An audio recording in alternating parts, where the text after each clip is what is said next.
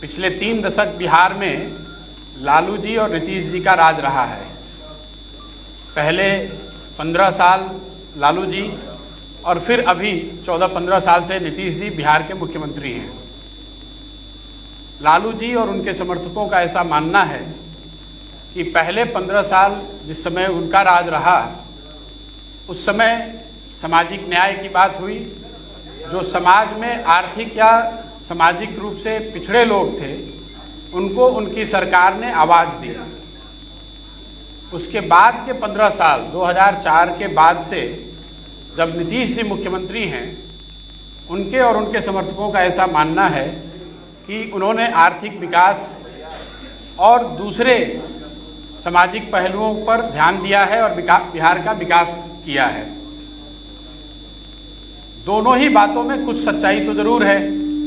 अगर आप इसको ऑब्जेक्टिवली देखेंगे तो जो लालू जी के रिजीम में हुआ या अभी जो नीतीश जी के रिजीम में हो रहा है, उसमें कुछ सच्चाई ज़रूर है और जो वो दावा कर रहे हैं। लेकिन जितना उनके दावों में सच्चाई है, उतना इस बात में भी सच्चाई है कि बिहार आज 30 वर्ष के लालू जी और नीतीश जी के राज के बाद देश का सबसे पिछड़ा और देश का सबसे गरीब राज्य है। इस सच्चाई को कोई झुठला नहीं सकता है। विकास के ज़्यादातर मानकों पर बिहार आज भी देश के सभी राज्यों में सबसे निचले पायदान पर है। इसलिए अगर आगे के 10-15 बरस के रास्ते को आप देखेंगे तो ये तो तय है कि जिस रास्ते से आप आए हैं पिछले 10-15 सालों में, वो रास्ता आपको वहाँ पर नहीं पहुँचा सकता है। आने वाले 10-15 बरस और अगर उन वर्षों में बिहार को अग्रणी राज्यों की श्रेणी में आना है, तो जिस रास्ते पर ये राज्य पिछले 10 साल, 15 साल या 20 साल से चल रहा है, उन रास्तों पर चलकर हम वहाँ नहीं पहुँच सकते हैं। स्वाभाविक है कि उसके लिए एक नई सोच और नए प्रयास की ज़रूरत है। अब ये विवाद और बहस का मुद्दा हो सकता है कि वो नई सोच और नया प्रयास कौन करे और किसके पास है। मेरा ऐसा मानना है कि कोई भी व्यक्ति ये दावा नहीं कर सकता है कि ये सोच और प्रयास करने की सारी क्षमता किसी एक व्यक्ति विशेष के पास है। मैं ऐसा समझता हूँ कि बिहार के लोग जब तक सब मिलकर एक साथ इस नई सोच और नए प्रयास के पीछे अपनी ताकत नहीं लगाएंगे, तब तक बिहार की दशा और दुर्दशा सही नहीं हो सकती है। इसलिए मैं ऐसा मानता हूँ कि आने वाले दिनों में और आने वाले समय में बिहार के वो लोग जो इस धरती से जुड़े हैं, जो यहाँ के मुद्दों को समझते हैं और जिनमें यहाँ की समस्याओं को सुलझाने की क्षमता है, और उससे बढ़ के आने वाले वर्षों में बिहार को बदलने का जिनके पास जज्बा है, जो बिहार को बदलना चाहते हैं, वो सारे लोग और या उनमें से ज़्यादातर लोगों को एक साथ आकर कोई नई प्रयास करने की ज़रूरत है। इस संदर्भ में मेरी जो सोच है और जो मेरी भूमिका है, उसके बारे में मैं 2 बात आज बताने वाला हूँ। जैसा कि आप प्रेस में या अदरवाइज़ कई जगह मीडिया में स्पेकुलेट किया जा रहा है कि मैं कोई राजनीतिक पार्टी बनाने वाला हूँ या मैंने कोई राजनीतिक मंच बनाया है, ऐसी कोई घोषणा मैं आज नहीं करने वाला हूँ।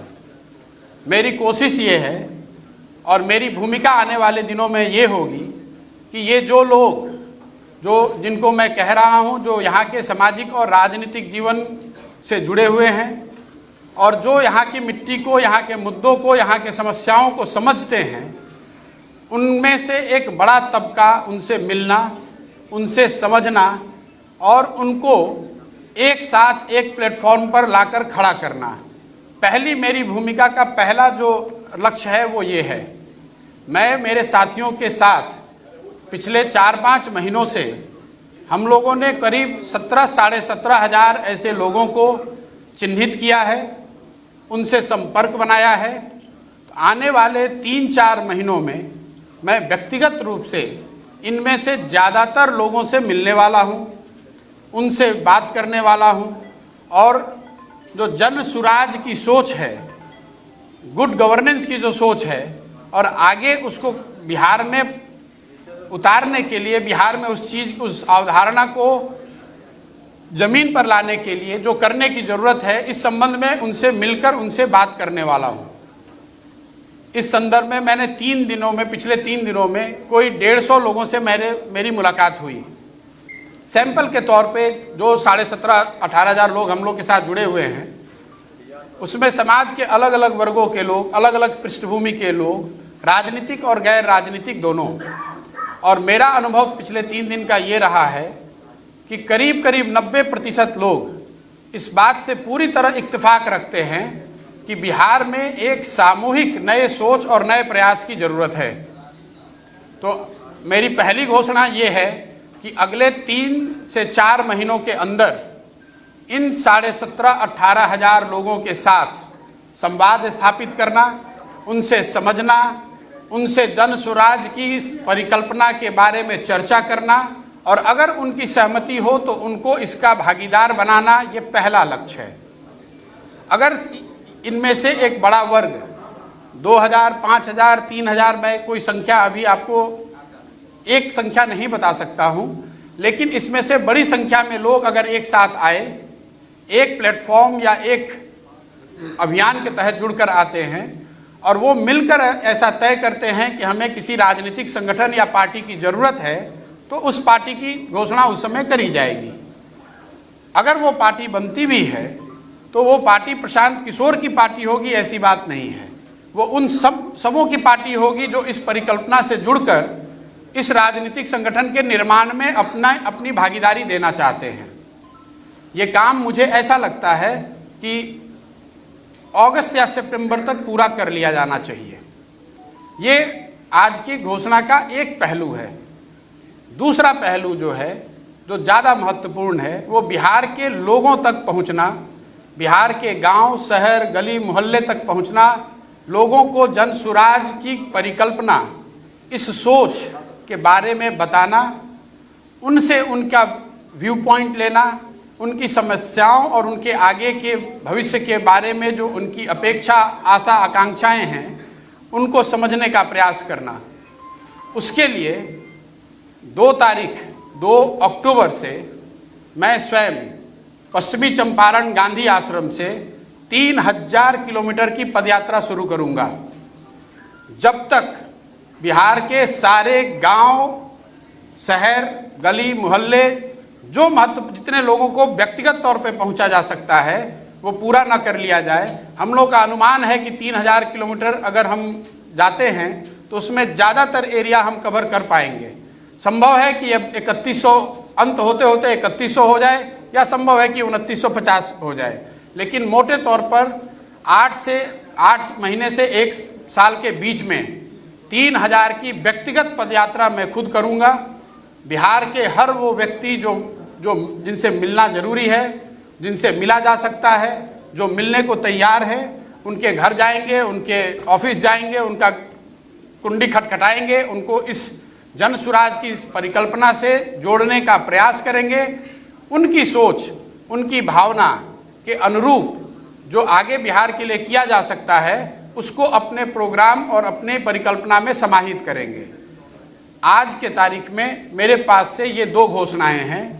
इसके साथ आपके माध्यम से मैं बिहार की जनता को एक और आश्वासन देना चाहता हूं कि मैं पूरी तरीके से जो कुछ भी मेरे पास है, जो भगवान ने मुझे बुद्धि शक्ति दी है, वो पूरी तरीके से बिहार के बेहतरी के लिए उसको समर्पित कर रहा हूँ। कोई सवाल नहीं है बीच में इसको छोड़ने का, कोई सवाल नहीं है कि इसमें कोई भी बीच में बाधा आए तो उससे घबराकर पीछे हटने का। आप में से कुछ लोगों के मन में पिछली घोषणा जो मैंने बात बिहार की थी, उसको लेकर है कि आपने बात बिहार की घोषणा करी और फिर वापस 1 महीने के बाद आप बिहार नहीं आए। मैं आपका ध्यान आकर्षित करना चाहता हूं कि बात बिहार की घोषणा फरवरी 2020 में करी गई थी। अनफॉर्चुनेटली मार्च 2020 में कोविड की वजह से हर जगह लॉकडाउन और पूरा जीवन अस्त व्यस्त 2 साल तक रहा। अब आप कुछ लोग ये कह सकते हैं कि अगर कोविड के दौरान आप बंगाल में काम कर सकते हैं तो बिहार में क्यों नहीं। वो इसलिए कि बंगाल में किसी बनी बनाई व्यवस्था के साथ काम करना था, बिहार में एक नई व्यवस्था बनानी है। बिहार में एक नई व्यवस्था बनाने के लिए मुझे 2 साल, 3 साल, 4 साल उसमें काम करना पड़ेगा। अभी यहाँ पर कोई इलेक्शन नहीं है, तो इस तरह के जिनके मन में सवाल है कि कौन सा इलेक्शन लड़ेंगे, किसके साथ लड़ेंगे, उसकी कोई परिकल्पना मेरे मन में अभी नहीं है। जैसा मैंने ट्वीट के माध्यम से बताया है, मेरा पूरा फोकस अभी बिहार के लोगों से जाकर मिलना, उनकी बात को समझना और जो जन सुराज की एक परिकल्पना है इसके साथ उनको जोड़ना है। मेरे पास कोई मंच नहीं है, अभी कोई पार्टी नहीं है, एक सोच है और एक इसको करने का जज्बा है। जो लोग भी इससे जुड़ना चाहते हैं उसका स्वागत है। मैं अपनी ओर से पूरी तरह से अपने आप को समर्पित कर रहा हूं। बाकी आप जो सवाल आप करना चाहें वो कर सकते हैं। धन्यवाद। प्रशांत किशोर जी, you think that this is the opportune time for universal like you because possibly our vacuum is emerging in the political arena of Bihar now that Lalu is reigning and speculation is right that possibly Nitish is also eyeing some kind of जैसा मैंने आपको पहले बताया कि बिहार में अभी कोई चुनाव नहीं है। चुनाव लड़ना, अगर चुनाव लड़ना ही लक्ष्य होता तो चुनाव के 6 महीना पहले, 1 साल पहले आकर पार्टी बनाकर चुनाव लड़ा जा सकता है। मुझे उसके लिए 4 साल पहले यहाँ आकर इस तरह के किसी प्रयोजन की आवश्यकता नहीं है। जहाँ तक लीडरशिप वैक्यूम की बात है, ये तो सब्जेक्टिव कॉल है। आप समझते हैं कि लीडरशिप वैक्यूम है, बहुत लोग ये कह रहे हैं कि यहाँ पर किसी नए लीडरशिप की जरूरत ही नहीं है। क्या प्रशांत किशोर जी आप देख रहे हैं आगे आने वाले, हालांकि पूछा उन्होंने वही उसी को कंटिन्यू करूंगी कि मुख्यमंत्री पद का चेहरा या आप आगे आकर के बिहार को लीड करें एज मुख्यमंत्री ऑफ द स्टेट? भाई मैंने ये बताया कि जहाँ तक पार्टी बनाने का, मुख्यमंत्री बनना और राज्य को जीतना वो तो एक दलगत और लोकतंत्र में चुनावी प्रक्रिया है। मैंने कहा कि अगर हम लोग पार्टी बनाने की तरफ बढ़ते भी हैं तो वो प्रशांत किशोर की पार्टी नहीं होगी। उसमें जो लोग साथ में आकर पार्टी बना रहे होंगे, एक ईंट उनकी होगी, एक ईंट मेरी भी होगी। मैं ये नहीं कह सकता हूँ कि वो मेरी पार्टी है, मैं उसका चेहरा हूँ, मैं उसका अध्यक्ष हो जाऊँगा और मैं ही उस पार्टी का सर्वे सर्वा हो जाऊँगा। मैंने जैसा आपको पहले बताया, अगले 3-4 महीनों में ये जो 17-18 हज़ार लोगों को हम लोगों ने चिन्हित किया है, इनमें से जो लोग भी जन सुराज की परिकल्पना से, जो लोग भी बिहार के लिए जो हम सोचते हैं या जो उनकी सोच है, अगर हम लोग उसको अलाइन कर पाएँ और वो साथ में आकर अगर तय करते हैं कि हम सबको पार्टी बनाने की या किसी तरह की एक संगठन या मंच को बनाने की ज़रूरत है, उस समय वो कॉल लिया जाएगा। आपको क्यों लगा कि बिहार में आपको घूमना चाहिए? कौन 4 मुद्दे हैं जिनको लेकर आप बिहार में घूमना चाहते हैं? देखिए, मैं ऐसा समझता हूँ कि बिहार देश के सबसे गौरवशाली अतीत वाले राज्यों में एक है। जिस राज्य से गौतम बुद्ध, जैन, महावीर, चाणक्य, चंद्रगुप्त, अशोक यहाँ से निकले हैं, उस राज्य में स्थिति आज ये है कि शिक्षा व्यवस्था ध्वस्त है, हेल्थ ध्वस्त है, रोजगार का कोई संभावना नहीं है। और जैसा मैंने आपको बताया कि 30 साल के दोनों बड़े नेताओं के प्रयास के बावजूद बिहार आज देश में सबसे निचले स्थान पर है। ये मेरा नहीं आकलन है, ये भारत सरकार के डेटा हैं। भारत सरकार ने ये बताया है और जिनकी सरकार आज बिहार में है उनकी ही सरकार देश में है। ऐसा भी आप नहीं कह सकते हैं कि ये विपक्ष की सरकार दिल्ली में है इसलिए वो गलत डेटा दे रहे हैं। अब नीतीश जी से मैंने एक कोई प्रेस वार्ता उनकी देखी, नीति आयोग पर कुछ लोगों ने सवाल पूछा तो उन्होंने कहा अरे इनको कुछ पता है। संभव है कि किसी को कुछ नहीं पता है, लेकिन बिहार के लोगों को ये ज़रूर पता है कि आपके यहाँ मुख्यमंत्री रहते हुए बिहार की शिक्षा व्यवस्था पूरी तरह से ध्वस्त है, हेल्थ की व्यवस्था पूरी तरह से ध्वस्त है। बिहार के हजारों लाखों लड़के यहाँ से बाहर जाकर सबसे कठिन और दुरूह परिस्थितियों में काम करने के लिए मजबूर हैं। कांग्रेस के साथ आपकी बैठकें चली, कहाँ विश हुआ कि प्रशांत किशोर और कांग्रेस में बात नहीं बनी? नहीं, कांग्रेस को लेकर जो बात हुई है उसको मैंने ऑन रिकॉर्ड भी कहा है। जहां तक कांग्रेस के साथ उनके मौजूदा स्थिति के असेसमेंट का सवाल है, उन्होंने जो संजीदगी और सीरियसनेस जो उनको दिखाना चाहिए था उन्होंने दिखाया। उन्होंने कमेटी बनाई, कांग्रेस की टॉप लीडरशिप साथ में बैठी, उन्होंने जो मैंने उनको दिखाया या जो मेरी सोच के अनुसार मैंने उनको बताया उससे उनकी पूरी सहमति थी। उसके बाद जो इस चीज़ को करने के लिए रास्ते बताए गए उस पर भी गहन चर्चा के बाद एक सहमति बनी कि इन रास्तों पर चलकर बेहतरी हो सकती है। लेकिन उसको एग्जीक्यूट करने की जो बात है उसके लिए उनके मन में एक परिकल्पना है एम्पावर्ड एक्शन ग्रुप की। वो चाहते थे कि मैं उस एम्पावर्ड एक्शन ग्रुप में ज्वाइन करके एक मेंबर के तौर पे उस जिम्मेवारी को निभाऊं। मेरा जो डिफरेंस ऑफ ओपिनियन रहा है वो इतना ही रहा है कि empowered action group will be formed with an executive order of the Congress president. तो एग्जीक्यूटिव ऑर्डर से बनाए हुए किसी ग्रुप के पास इतनी ताकत, इतनी सैंक्शन नहीं होगी जो कि कांग्रेस में आमूल चूल परिवर्तन को लंबे समय में लागू कर सके, क्योंकि कांग्रेस के कॉन्स्टिट्यूशन के हिसाब से कांग्रेस को चलाने के लिए एक पहले से व्यवस्था बनाई गई है। उसमें अगर आप कोई बाहर से ग्रुप बना देंगे और उसको अगर कॉन्स्टिट्यूशनल कांग्रेस के कॉन्स्टिट्यूशन के हिसाब से पूरा सैंक्शन नहीं होगा तो आगे के काम करने में विरोधाभास हो सकता है और वो चीज़ काउंटर प्रोडक्टिव हो सकती है। मैं उनका शुक्रगुजार हूँ कि उन्होंने मुझे बुलाया, मैं उनका शुक्रगुजार हूँ कि उन्होंने मेरी बात में कुछ सही बातें पाई, लेकिन मुझे ऐसा लगा कि मैं उसमें जुड़कर कुछ ऐड नहीं कर सकता हूं, इसलिए मैंने उसको हम्बली मना कर दिया। आप क्या चाह रहे थे कि आप निधन की जगह चेयरमैन करें? एक सवाल है कि आपकी बातों पर कितना भरोसा किया जाए, क्योंकि आप ही थे जिन्होंने कहा कि बिहार में बाहर है, नीतीश कुमार है, और फिर मिडवे में आप छोड़ के चले गए। और आप आज आरटीडी की भी बात कर रहे हैं, लेकिन उस अलायंस में आप उसके आर्किटेक्ट भी थे। दूसरी बात है कि नरेंद्र मोदी के पीछे भी आप ही थे कि अब की बार मोदी सरकार।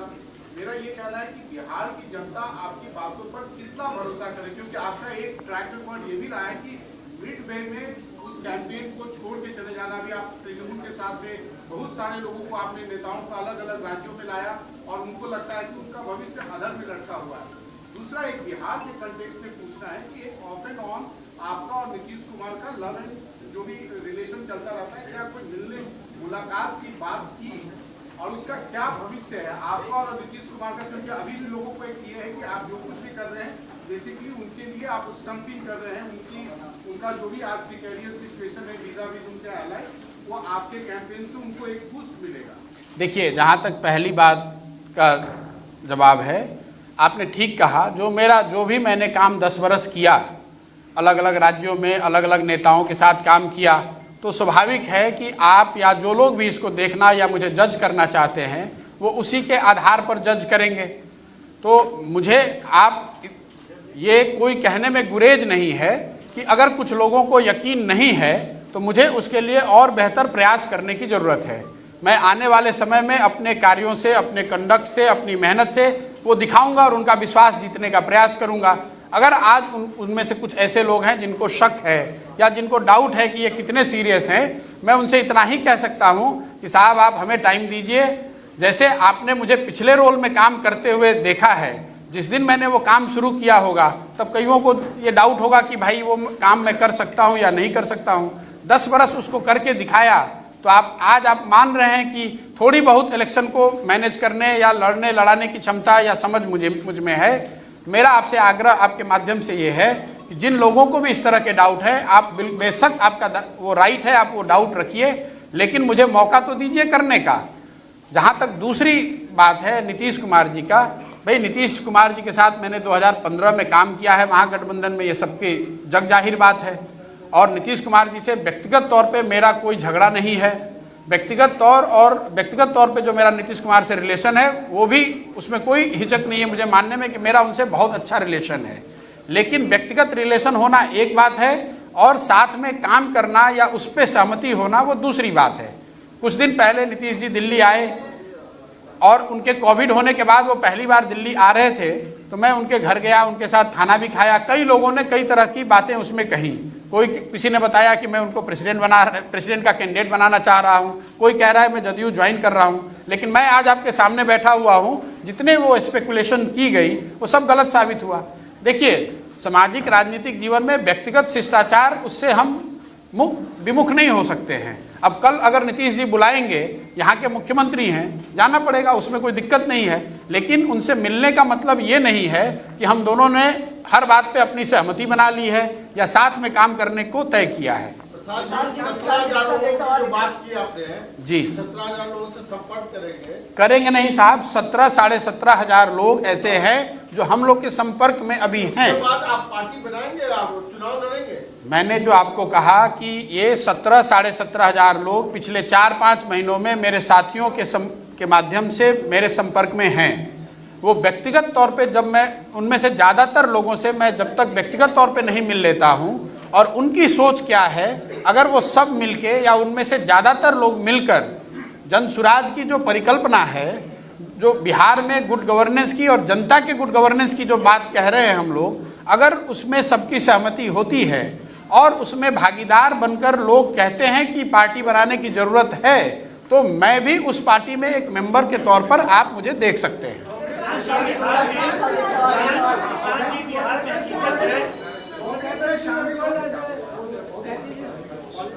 सॉरी सर,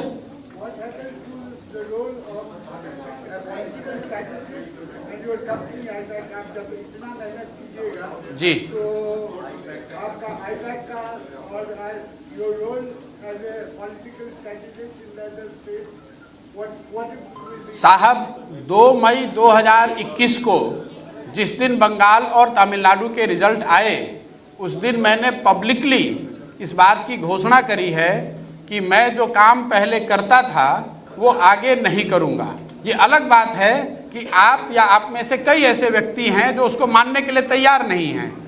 1 साल मैंने समय लिया है ये सोचने के लिए कि आगे जीवन में क्या करूं, और 1 साल सोचने के बाद फिर से वापस बिहार आया हूं और जो बात मैंने 2020 में कही थी, मूल रूप से उसी बात को पुनर्जीवित कर रहा हूं। उसी बात के प्रति अपना कमिटमेंट दिखाते हुए आपको बता रहा हूं कि आने वाले कई साल तक आप मुझे बिहार में पॉलिटिकल एक्टिविस्ट के रूप में ही देखेंगे। आईपैक संस्था के तौर पर they have enough people, my colleagues who have worked with me, they are far more capable than me. I have said it before and I am repeating it again. IPAC is in good hands. They will continue to work with all where they get the opportunity to work. मेरा उनसे कोई direct relation, working relation अभी भी नहीं है और आगे भी नहीं है। प्रशांत जी, आप खुद डेटा एनालाइज करते रहे हैं 10 सालों से। कोई भी चुनाव लड़ने के लिए 3 इंपॉर्टेंट कंपोनेंट होते हैं: face, issues and caste. Bihar जैसे इंपॉर्टेंट कास्ट फ्रीडम सोसाइटी में आपको क्या लगता है कि आप अगली जाति से हैं, कास्ट बैरियर को तोड़ पाएंगे? क्योंकि लालू जी आए तो एक वर्ग के नेता बने, उनका आधार वोट बना। नीतीश जी आए, एक वर्ग के नेता बने, आधार वोट बना, फिर उन्होंने अपना तोड़-फोड़ किया जो भी सोसाइटी में। फिर आपका आधार वोट क्या रहेगा? मुद्दे रहेंगे, लेकिन मुद्दों से काम चलता नहीं है। तो क्या आप कास्ट बैरियर को तोड़ पाएंगे एक ब्राह्मण होकर? देखिए, मैं ये जितने लोगों से मिलता हूँ, ये स्वाभाविक प्रश्न है और कई मैं आर्टिकल्स, लोग जो सो कॉल राजनीतिक विश्लेषक हैं वो लिख रहे हैं कि बिहार में तो कास्ट रीडन सोसाइटी है और कास्ट पर ही राजनीति होती है, इसलिए कोई भी आदमी यहाँ आकर चुनाव लड़ के जीत नहीं सकता है। पहली बात कि सिरे से ये बात को खारिज करता हूँ। अगर आप डेटा को एनालाइज करेंगे तो अलग अलग समय पर आपको दिखेगा कि जो सो कॉल्ड कास्ट रीडन सोसाइटी है उसमें भी लोग जातियों से ऊपर उठकर वोट करते रहे हैं। अगर आप आज की परिस्थिति को ले लें, आप लोग सब विशेषज्ञ हैं, राजनीति को कवर करते हैं, बिहार में सबसे ज़्यादा वोट आज नरेंद्र मोदी जी को है। नरेंद्र मोदी जी के जाति के कितने लोग बिहार में रहते हैं आप मुझे बता दीजिए। अगर बिहार में हर आदमी जाति पर ही वोट कर रहा है तब तो नरेंद्र मोदी जी को एक वोट भी नहीं मिलना चाहिए बिहार में। तो ये कैसे मैं मान लूँ कि यहाँ पर सिर्फ जाति के आधार पर ही वोट पड़ता है। दूसरी बात कि अगर आप जातियों को साथ एक बार को बहस के लिए मान भी लें कि जाति के आधार पर ही वोट पड़ता है, तो हर जाति में अच्छे लोग हैं हर जाति में ऐसे लोग हैं जो कि बेहतरी सोच सकते हैं या बेहतर कर सकते हैं। ये जरूरी नहीं है कि हर जाति के सबसे गलत लोगों को ही आप सामने लेकर चुनाव लड़ें। कोई एक व्यक्ति प्रशांत किशोर तो चुनाव लड़ेंगे नहीं, पार्टी बनाएंगे नहीं। जब मैं सारे लोगों को जोड़ने की बात कर रहा हूं तो स्वाभाविक है उसमें सारे समाज के लोग होंगे, उन सारे समाज के अच्छे लोग भी होंगे। लेकिन जहां तक आपने बात कही कि सिर्फ कास्ट की बात नहीं है, मुद्दों की बात भी है, चेहरों की बात भी है। जिस चेहरे पर लोगों का भरोसा होगा, जो जिस चेहरे, जिस व्यक्ति, जिस ग्रुप के साथ ये बिहार के लोगों को लगेगा कि ये बिहार में नया रास्ता या नया सोच दिखा सकते हैं, उसके साथ मेरा पूरा यकीन है कि लोग जुड़ेंगे।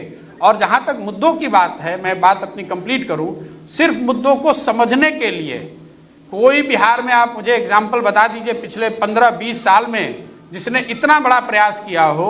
मैं 3000 किलोमीटर पैदल चलने की बात कह रहा हूं, लगातार 8 महीने 1 साल उनको समझने के लिए, लोगों को ये विश्वास दिलाने के लिए लोग क्या सोचते हैं, लोग क्या करना चाहते हैं और लोगों की आशाएं और अपेक्षाएं क्या हैं, उस चीज़ को समझने में मैं अगला 1 साल लगाना चाहता हूं। मैं चुनाव से 6 महीने पहले आकर कोई पार्टी बनाकर चुनाव लड़ने की प्रक्रिया का हिस्सा अभी नहीं हूं।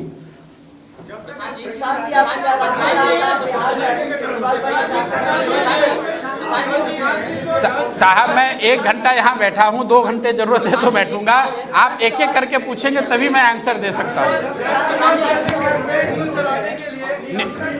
नीतीश जी, जब तक आप किसी दल में शामिल, किसी पार्टी की घोषणा नहीं करते हैं, तब तक क्या कांग्रेस में शामिल होने का जो दरवाजा है खुला है या ये चैप्टर क्लोज माना जाए? और दूसरी बात कि इतने सारे दलों से जुड़े होने या अप्रत्यक्ष रूप से उनके लिए काम करने के बाद आइडियोलॉजी के लेवल पर आप किसके साथ अपने को ज्यादा करीब पाते? देखिए, आपने कहा कांग्रेस का रास्ता, भाई कांग्रेस से बातचीत एक दूसरे फॉर्मेशन में हो रही थी, उन्होंने और हमने ऐसा मिलकर तय किया कि आगे चलने की अभी कोई संभावना नहीं है।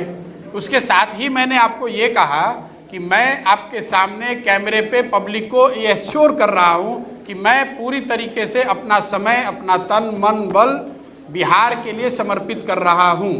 अब आगे मैं कांग्रेस के साथ काम करूँ या किसी के साथ काम करूँ, अगर 1 मिनट उसकी संभावना मान भी लें बहस के लिए, तो भी बिहार के प्रति जो कमिटमेंट है और बिहार सेंटर में ही, उस पूरी परिकल्पना में बिहार सेंटर में रहेगा ही रहेगा।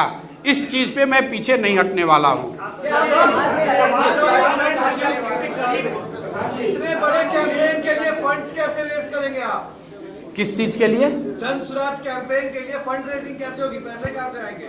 पैसे कहाँ से आएंगे मेरे भाई? ऐसा है कि जिसके साथ जनता का समर्थन है, अगर जनता का समर्थन मेरे पास होगा तो वोट है तो नोट का जुगाड़ हो जाएगा। समाज पैसे की व्यवस्था कर देता है, आप उसकी चिंता न करें। और अगर कोई कमी होगी तो आपके माध्यम से जनता को अपील करेंगे कि कुछ और रिसोर्स के साथ हमारी मदद की जाए।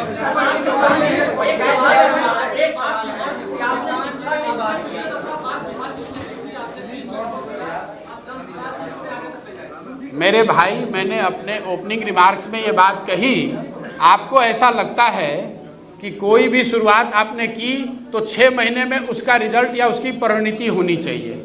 मैंने आपको बताया कि बात बिहार की जो मैंने शुरू की थी वो इसलिए छोड़ दिया या उसको रोक दिया क्योंकि 1 महीने के बाद कोविड की महामारी शुरू हो गई। अब कोविड के दौरान अगर मैं पदयात्रा करता और हर घर में जाता तो आप मुझे दोष देते या मेरी सराहना करते?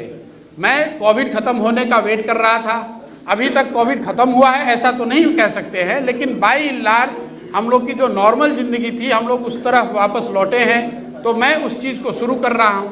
बात वही कह रहा हूँ जो बात बिहार की मैं कही थी कि आगे 10 साल में बिहार देश के अग्रणी 10 राज्यों में 15 राज्यों में शामिल हो, उसके लिए एक नई सोच और नए प्रयास की ज़रूरत है।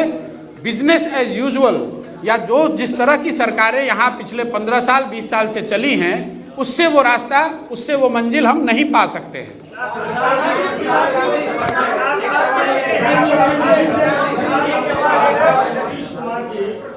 किसान जी, आप ये कह रहे हैं कि 17,000 लोग आपके साथ जुड़े हुए हैं, वो किस तरह के लोग हैं और क्या बिहार में जो राजनीतिक पार्टी के लोग हैं वो भी आपके संपर्क में है जो आगे आने के लिए आपके साथ तैयार हैं? देखिए, जो मैंने नंबर दिया है मोटे तौर पे 17,500-18,000 लोग, ये वो लोग हैं जिनको मेरे साथी नीचे जाकर मिले हैं, या उन्होंने मुझे पिछले कुछ महीनों सालों में संपर्क किया होगा, या हमने जाकर उनको ढूंढा खोजा है। ये नंबर कोई फिक्स्ड नहीं है। As we talk this number goes up. मान लीजिए मैं कल किसी से मिला, उन्होंने 4 और व्यक्तियों का रेफरेंस दिया, उन चारों से मिल रहे हैं। बेसिक बात मैं आपको ये बता रहा हूँ कि बिहार में सामाजिक राजनीतिक जीवन से जुड़े हुए 20,000 के आसपास 17-18,000 लोग, समझिए कि 1 महीने के बाद ये 20,000 हो सकता है, ऐसे लोग जिनको यहाँ, जो इस धरती से जुड़े हुए हैं, जिनको यहाँ के मुद्दों की समझ है, जो लोग यहाँ के समस्याओं का समाधान निकालने की काबिलियत रखते हैं और जिनमें जज्बा है कि कुछ किया जाए, ऐसे लोगों को चिन्हित किया है। वो हमारे संपर्क में हैं। लेकिन जब तक मैं व्यक्तिगत तौर पे उनसे और उनमें से या उनसे ज़्यादातर लोगों से मिलकर बात न कर लूं, तब तक मैं ये आपको आश्वस्त तरीके से नहीं बता सकता हूं कि उनमें से कितने लोग इस सोच से जुड़कर इसके भागीदार बनेंगे।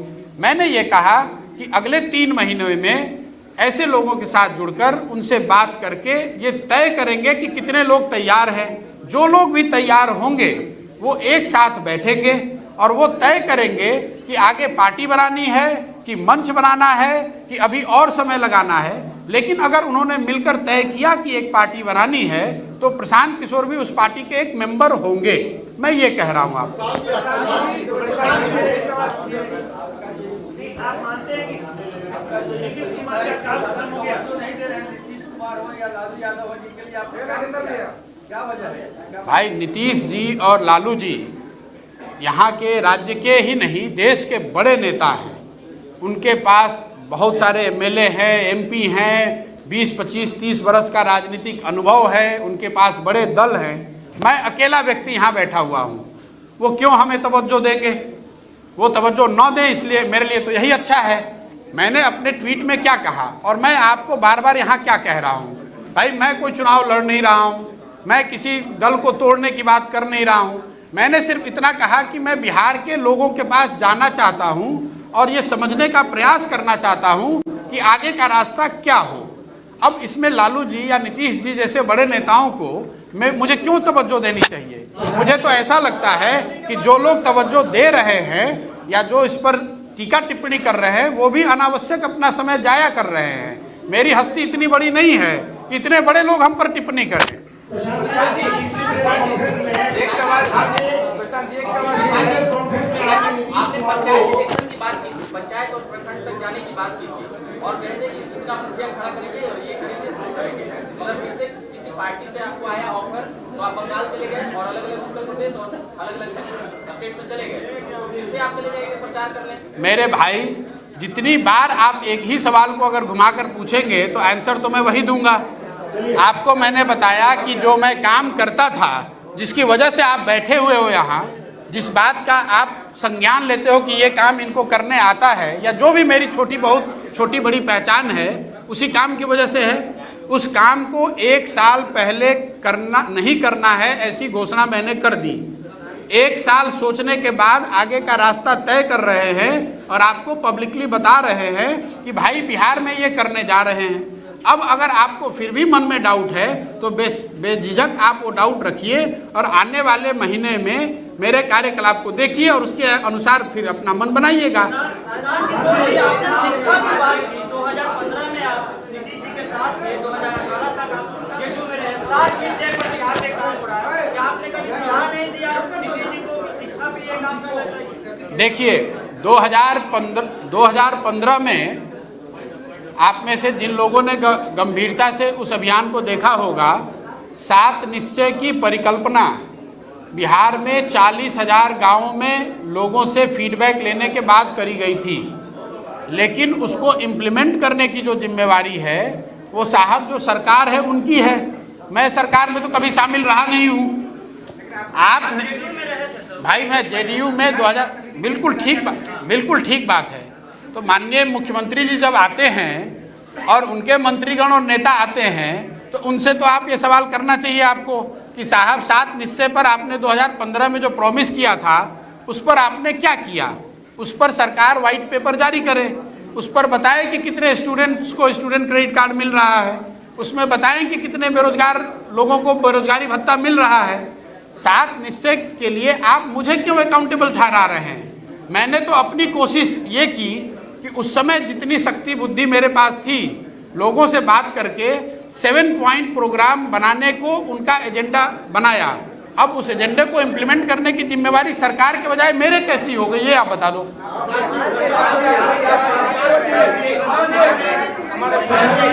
अपनी पिछली प्रेस कॉन्फ्रेंस में आपने कहा था कि नीतीश कुमार की आपके तुल्य है। आज आप शुरुआत कर रहे हैं तो गांधी जी है, जन सुराज है, पैदल यात्रा है, नीतीश कुमार सुशासन की बात करते हैं, गांधी जी के 10 सिद्धांतों की बात करते हैं, चंपारण से वो भी पैदल यात्रा करते हैं। बिहार के नीतीश जी ने कब पैदल यात्रा की? चंपारण से। अच्छा, यात्रा की है। तो लोगों को ये शंका क्यों ना हो कि आपकी जो राजनीति होगी आगे आप लोगों से मिलेंगे, अगर राजनीतिक पार्टी बनाने की आवश्यकता आपको महसूस होती है, पार्टी बनेगी तो आपकी राजनीति आपके पिता तुल्य नेता के इर्द-गिर्द नहीं होगी। नहीं, देखिए, अगर नीतीश जी के विचारधारा में या उनके कार्यकलाप में या उनके कार्यशैली में अगर कुछ अच्छी बातें हैं तो नीतीश जी ही क्यों, किसी भी समाज में किसी भी व्यक्ति के पास अगर कुछ अच्छा है तो उससे सीखने में या उसको अपने कार्यशैली में समाहित करने में कोई दिक्कत नहीं है। मैं तो आपको ये कह रहा हूँ कि मैं बिहार के हर उस व्यक्ति के पास जाना चाहता हूँ जो कुछ सुझाव दे सकता है, कुछ मदद कर सकता है। नीतीश जी तो बहुत बड़े आदमी हैं, यहाँ 15 साल मुख्यमंत्री रहे हैं। अगर उनकी सीख से, उनकी बुद्धि से, उनके अनुभव का लाभ अगर मुझे कुछ मिल रहा है तो उसमें नुकसान क्या है? जहाँ तक मेरे उनके संबंध, पर्सनल संबंध की बात है, तो मैंने पिछले प्रेस कॉन्फ्रेंस में भी कहा है और अभी मैं रिपीट किए देता हूँ। जितने दिन मैं और नीतीश जी साथ में थे, हमारा रिलेशन पिता पुत्र तुल्य ही था। उन्होंने मुझे पुत्र की तरह ही रखा और मैं पिता की तरह ही उनका आदर करता था। लेकिन इसका मतलब ये नहीं है कि मेरी अलग जर्नी नहीं हो सकती है। इसका मतलब ये नहीं है कि मैं उनसे अलग विचारधारा या अलग सोच नहीं रख सकता हूँ। आपने देखा, मैं जदयू में था और सीए एनआरसी के मुद्दे पे मुझे हटाया गया और पब्लिक डोमेन में ये बात है। मैं नीतीश जी से मिलने आया तो नीतीश जी ने मुझे फिर से आश्वस्त उस मीटिंग में करा कि मैं बिहार में ये लागू नहीं करूँगा। मेरा उनको प्रश्न इतना ही था कि अगर आपको बिहार में लागू करना नहीं है तो आपने पार्लियामेंट में वोट क्यों किया, और अगर ये किया तो फिर मेरे जैसे व्यक्ति का इसमें रहना बहुत मुश्किल है। बाद में उन्होंने अपने विवेक के अनुसार उचित समझा, मुझे निकाल दिया। वो ठीक है, वो उनकी पार्टी है, उन्होंने मुझे निकाल दिया, कोई दिक्कत नहीं है।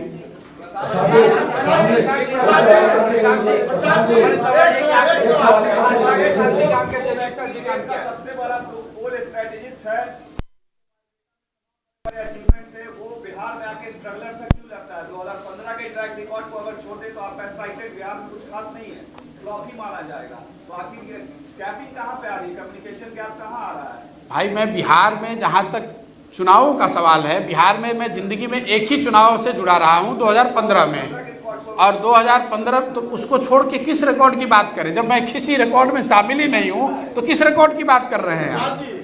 जहाँ तक आपने ये कहा कि वो सब छोड़कर स्ट्रगलर की तरह शुरू कर रहे हैं, उस बात में सच्चाई है।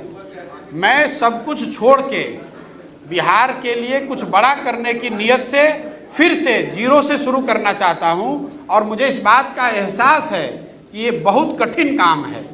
इस बात का मुझे पूरा इल्म है कि इतना आसान नहीं है, लेकिन ये कठिन है, इसीलिए करने आए हैं। क्योंकि दूसरा कोई व्यक्ति ट्राई करे ना करे, मेरी ऐसी सोच है कि ये कठिन है, इसलिए इसको ट्राई करना है, और ये समाज के हित में है।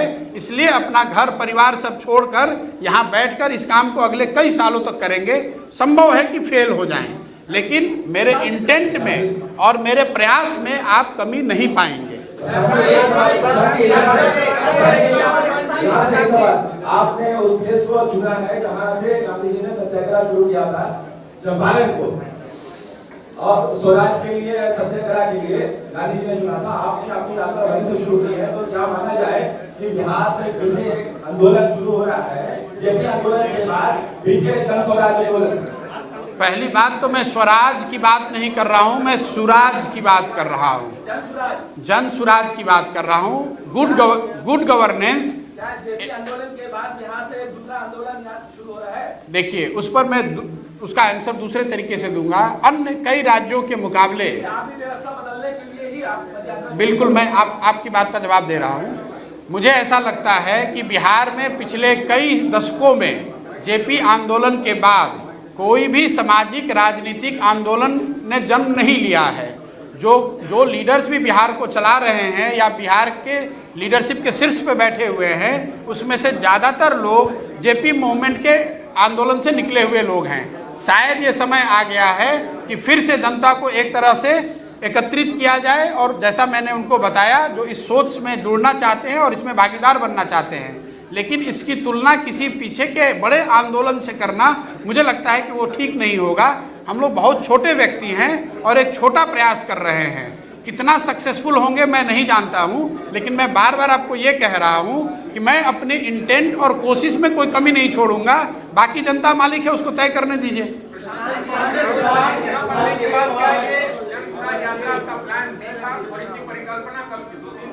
इसकी परिकल्पना मेरी 2020 में थी। बात बिहार की जब मैंने लॉन्च किया था, अगर आप में से कुछ लोगों को याद होगा, तो मैंने ये कहा था कि जैसे ही डिजिटल रजिस्ट्रेशन 10 लाख पूरा हो जाएगा तो 1 महीने के बाद मैं नीचे ज़मीन पर जाऊंगा।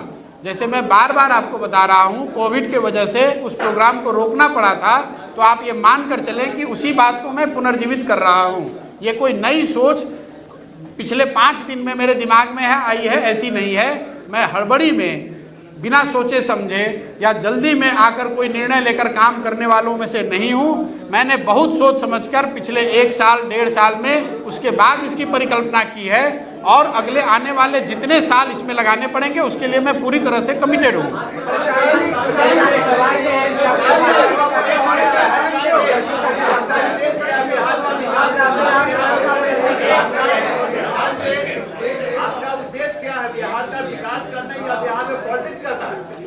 देखिए, क्या आप मानते हैं कि नीतीश जी का काल समाप्त हो गया और वो फेल हो गए हैं? बिल्कुल नहीं, ऐसा है। नीतीश कुमार जी अभी मुख्यमंत्री हैं, उनका 3 साल से ज़्यादा का समय कार्यकाल बाकी है, उनको उनका काम करने दिया जाए।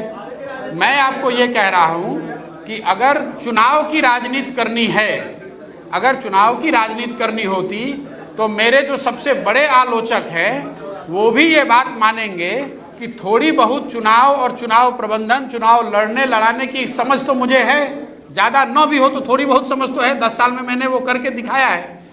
उसके लिए मुझे 4 साल पहले आकर बिहार में किसी पदयात्रा करने या हजारों लोगों से मिलने जुड़ने की किसी प्रयास की ज़रूरत नहीं है। मैं इसलिए कर रहा हूँ कि पहली बात, जो लोगों के मन में डाउट है कि मैं बिहार के प्रति कितना कमिटेड हूँ। दूसरी बात कि मैं ऐसा समझता हूँ कि अगर बिहार में परिवर्तन लाना है तो इसके अलावा कोई दूसरा ऑल्टरनेटिव नहीं है। जो बात मैंने आपको बताई, किसी एक व्यक्ति की सोच या प्रयास से बिहार को नहीं बदला जा सकता है। ये सामूहिक सोच और प्रयास ही है जो बिहार के लोग एक साथ मिलकर करेंगे, तभी इस चीज़ को बदला जा सकता है। इसीलिए ये प्रयास कर रहे हैं। अगर आप उसको पॉलिटिक्स कह रहे हैं तो पॉलिटिक्स है।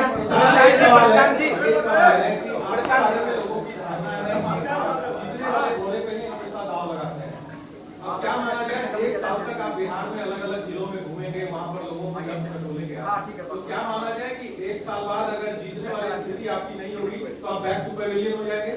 भाई, पहली बात की जो अवधारणा है कि मैं किस घोड़े पे दाव लगाता हूं और किस गधे पर बैठता हूं, ये तो आपकी सोच है।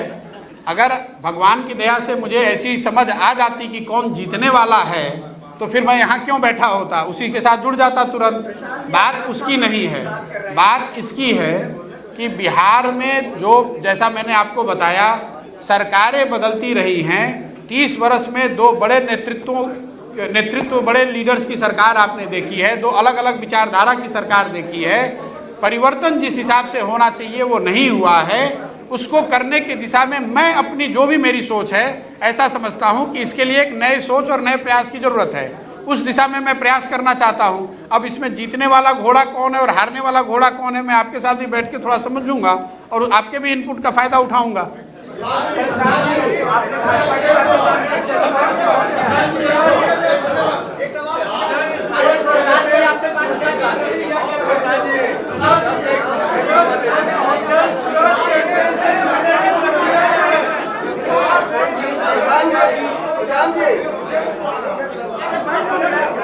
सूरज के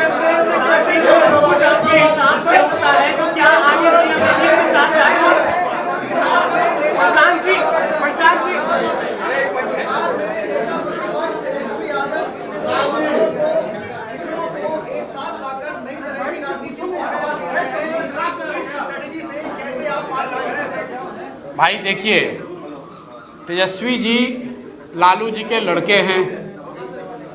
उनके माता पिता यहाँ 15 साल तक मुख्यमंत्री रहे हैं, इस राज्य के बड़े नेता रहे हैं, वो प्रतिपक्ष के नेता हैं। मैं आज बिगिनर हूँ, शुरू कर रहा हूँ, मेरा कोई बैकग्राउंड नहीं है, तो मैं अननेसेसरी किसको कैसे काउंटर करूँगा उस सवाल में अपना समय जाया नहीं करना चाहता हूँ। मैंने आपको अपनी स्ट्रेटजी बता दी। मैं लोगों के पास जाना चाहता हूँ, मैं उनसे जुड़ना चाहता हूँ, उनसे समझना चाहता हूँ कि क्या किया जा सकता है। अगर लोग साथ में आएंगे तो अच्छा है, नहीं आएंगे तो उस बात को देखेंगे और उस समय उसको तय करेंगे आगे का रास्ता। आपके हिसाब से होता है कि क्या आगे सीएम नीतीश के साथ ज़्यादा पसंद चलिए सर, हो गया।